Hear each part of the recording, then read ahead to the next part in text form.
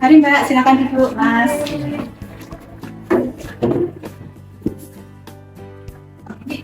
sore-sore malam dari jalan itu Mas. Ya, ini rencana mau menikah itu, Oh iya.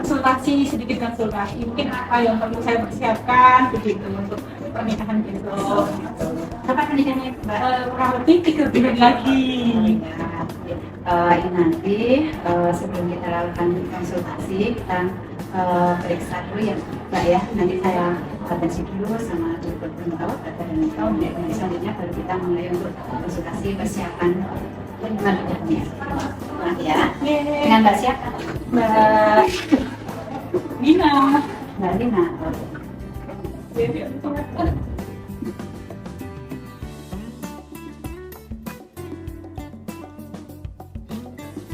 Mbak Lina jadi mana?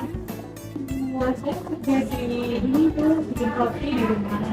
Kalau Mbaknya namanya? Saya namanya Joko.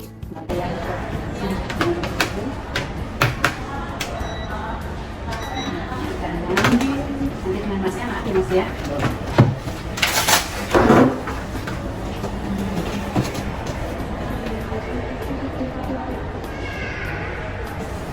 Itu Mas. Sebentar.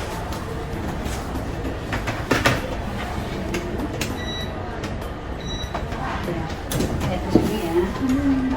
Mari Mbak, silakan masuk. Selamat sore Mbak dan Mas. Selamat sore. Ini dengan Mas siapa nih? Saya Mas Joko. Oh nih, Mas Joko, tanggal lahir 3 Januari tahun 2000 deh. Kemudian yang Mbaknya Mbak Wina. Gitu. Oh deh, tanggal 10 Mei 2002. Iya. Tadi sudah diperiksa ya sama Oh, bidannya. iya. Untuk berat badannya juga tadi sudah disampaikan. Sudah. Kemudian untuk lingkar lengan atasnya juga sudah diukur ya tadi Iya. ya 23 cm. Ya baik. Perkenalkan, kebetulan saya Bidan Elna yang bertugas pada sore hari ini. Nanti kita akan ngobrol atau berdiskusi terkait untuk persiapan kehamilan sih. Oke. Kalau nggak salah kan Mas Joko dan Mbak Wina mau melangsungkan Iya. pernikahan Iya. untuk pernikahannya kapan ya? 3 bulan lagi. 3 bulan lagi ya baik. Kita akan ngobrol kira-kira Mas Joko dan Mbak Wina punya waktu berapa lama? Selalu sih ini Bu. Selalu enggak. Waktunya Dan kita ngobrol misalnya 5 sampai 10 menit deh. Ya. Baik, sebelum kita mulai untuk berdiskusi terkait kabar balik, mari kita membaca basmalah secara bersama-sama. Ya. Bismillahirrahmanirrahim. Nah, untuk persiapan kehamilan itu sendiri, mungkin dari Mas Joko dan Mbak Wina sudah tahu itu bagaimana kehamilan yang sehat? Belum sih. Oh, belum pernah dengar ya, baik. Jadi untuk kehamilan sehat ini bertujuan untuk mencegah terjadinya stunting ya, stunting. Nah, perlu dipersiapkan dari kesehatan fisiknya, kemudian dari kesehatan mentalnya juga. Kemudian selain dari kesehatan fisik dan mental juga perlu dipersiapkan untuk kesehatan finansial. Ya, sudah tertera di sini ya. Kemudian perlu adanya dukungan suami, kemudian dukungan keluarga juga, serta dukungan dari lingkungan itu sendiri. Kemudian kalau mengapa kok periode sebelum kehamilan ini perlu kita ketahui, kira-kira kenapa? Untuk mempersiapkan mungkin Bu. Untuk persiapan ya, Iya. Oke. Jadi kita perlu tahu untuk kehamilan yang ideal ya Mbak Ines ya. Kehamilan ideal itu sendiri kehamilan yang direncanakan, karena seperti kita ketahui sendiri sekarang juga banyak kehamilan yang tidak diinginkan. Kemudian untuk periode prakonsepsi itu sendiri, nah pernah mendengar apa itu prakonsepsi Bu? Atau Mas? Belum juga. Oh iya, iya. Jadi periode prakonsepsi ini adalah perawatan sebelum terjadi kehamilan dengan rentang waktu 3 bulan hingga 1 tahun sebelum konsepsi. Itu ya. Kemudian yang perlu disiapkan adalah status gizi wanita usia subur atau wanita pranikah itu sendiri selama 3 sampai 6 bulan pada masa ini. Oke. Seperti yang sudah ada di gambar.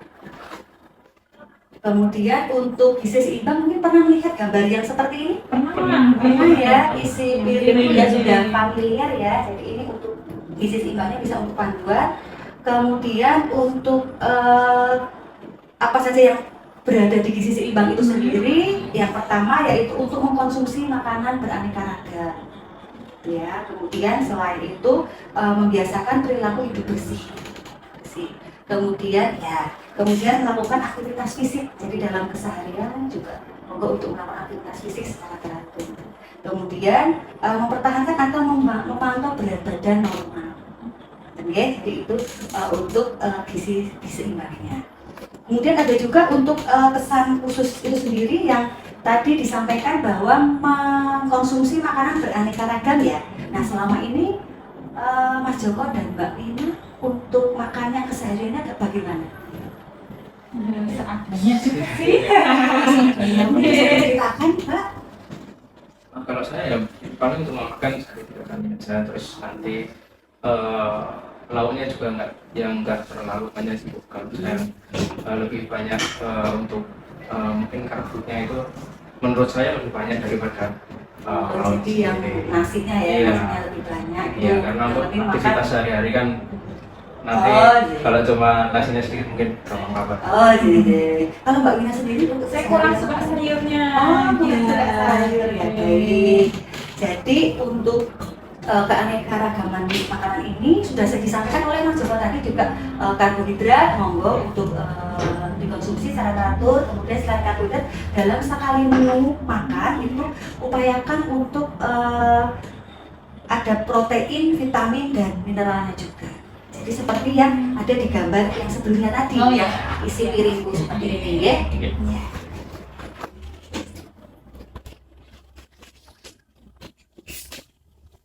Kalau misalnya untuk karbohidrat itu sendiri fungsinya untuk apa? Terus contoh-contoh makanan sudah paham Pak Joko dan Mbak Wina? Sedikit. Sedikit saja.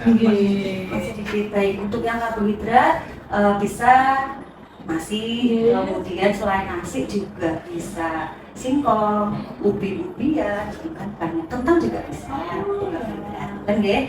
Kemudian untuk yang kebutuhan protein mungkin bisa ambil dari ikan, kemudian dari daging, telur.